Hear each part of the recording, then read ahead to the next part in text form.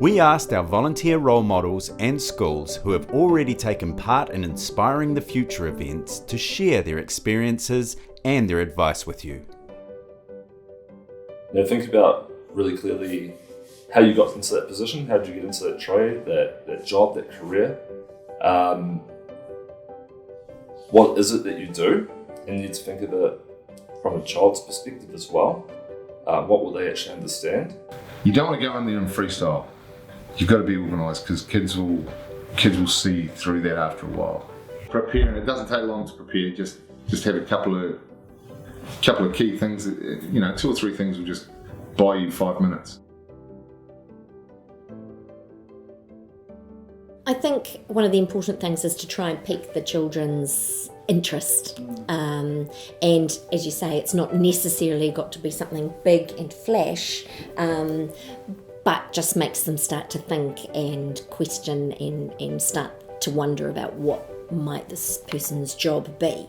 It was very difficult to kind of take a prop around organization. But because I was working in global businesses, a globe made sense to me. And businesses deal with money.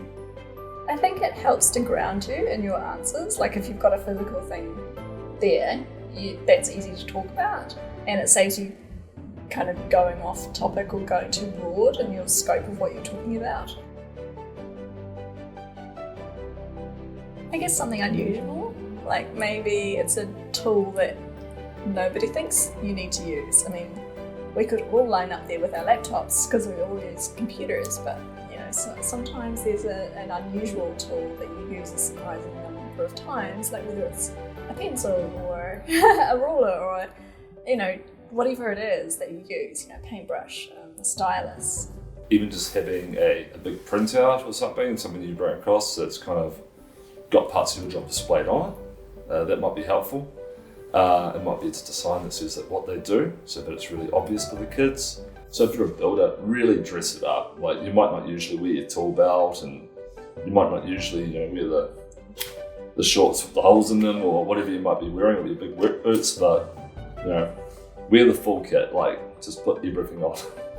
I can often work from home, so my onesie at home would probably work too. But it could be a photo of what you look like when you're at work in your full gear, if you aren't able to bring it on site. Someone just had, they had on their little iPad, they had a whole lot of photos of examples of what they did and where they went and some of the things they'd come across in their time.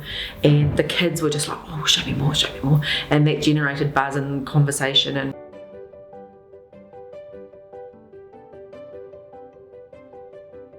you will pick up very quickly from the children whether they're connecting in with you, but I think it's really important just to keep it as simple as possible, and remember that they may not have much knowledge of the sorts of things that you're going to be presenting to them, and so just try and bring it down to their level and make it as simple and clear as you can. Just be confident, because younger people don't judge people that much. So I guess it's age group, its vocabulary is growing, but if you're going to use a big word, you've got to be prepared to explain it as well. They will take on new language.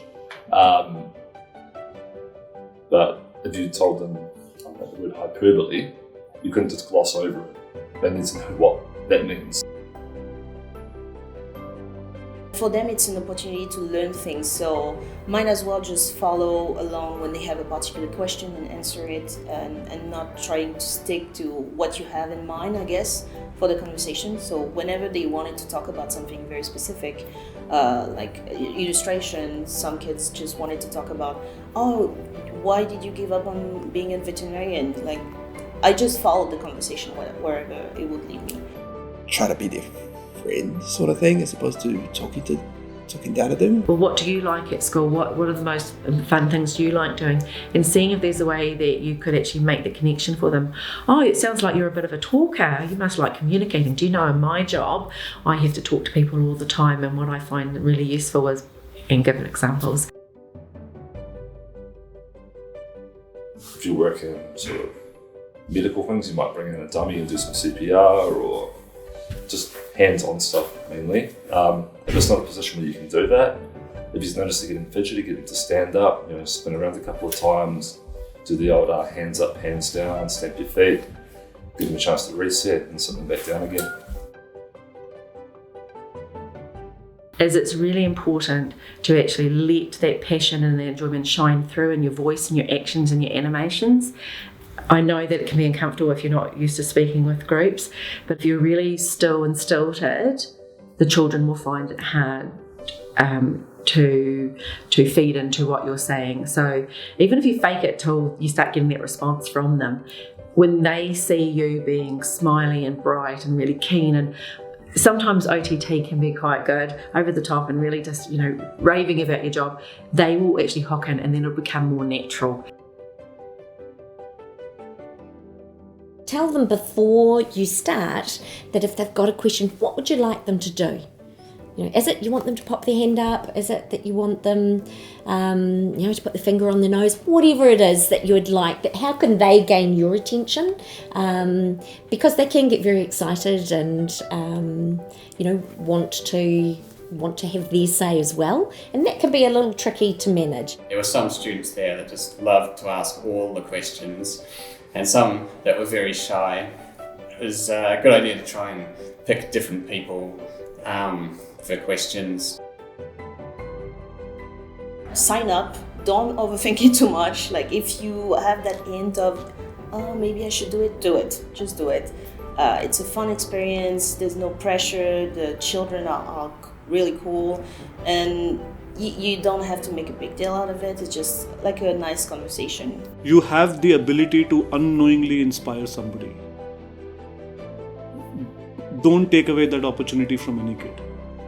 Be that opportunity for some kid, because you never know whom you are inspiring and how. And you will meet that kid through this program in some school.